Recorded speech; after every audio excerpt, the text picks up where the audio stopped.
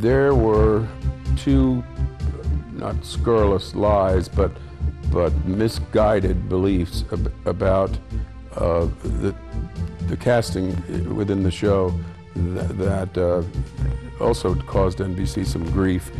Neither of them was true. One was that NBC, for whatever reason, leaned away from a woman being in a strong lead role in a series, and that, I can tell you because I was involved, wasn't true at all. And I can tell you in terms of an important black character, it would not be true either. And my best refutation would be Bill Cosby, who at almost the same time came in with Sheldon Leonard and Bob Culp, and we ordered a series and packed them off to Europe to do I Spy. The question of NBC's attitude about a strong woman strikes me as being ludicrous, because there was nothing in any of our thoughts or policies that would exclude women, strong or otherwise, being in a cast of a show. We have had shows like Ironside. Barbara Anderson was a very important character there, and when she left, she was replaced by another woman whose name at the moment escapes me.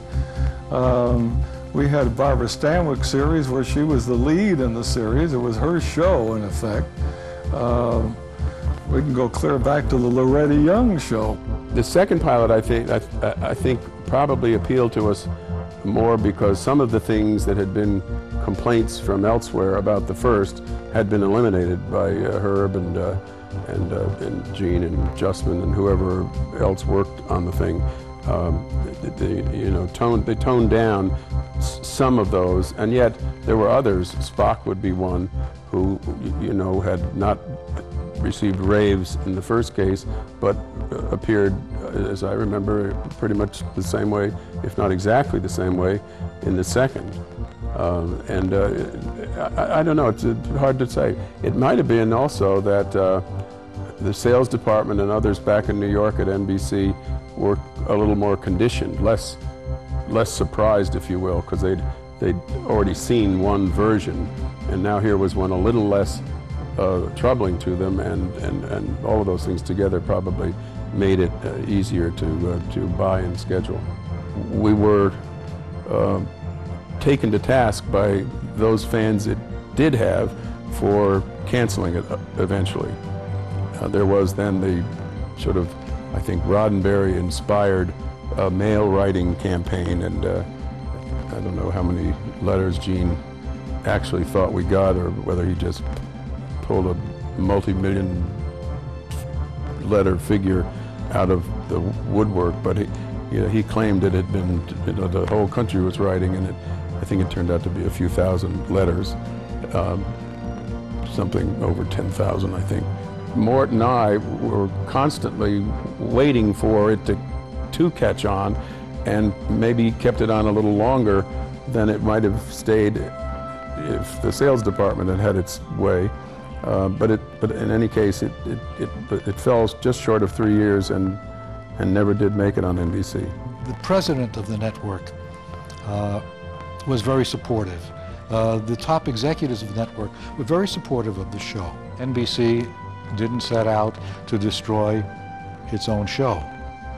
NBC was very supportive of Star Trek. And in fact, when the first pilot didn't satisfy, for whatever reasons, and they were valid reasons for them, they commissioned a second pilot. That was unheard of then, and it's unheard of today.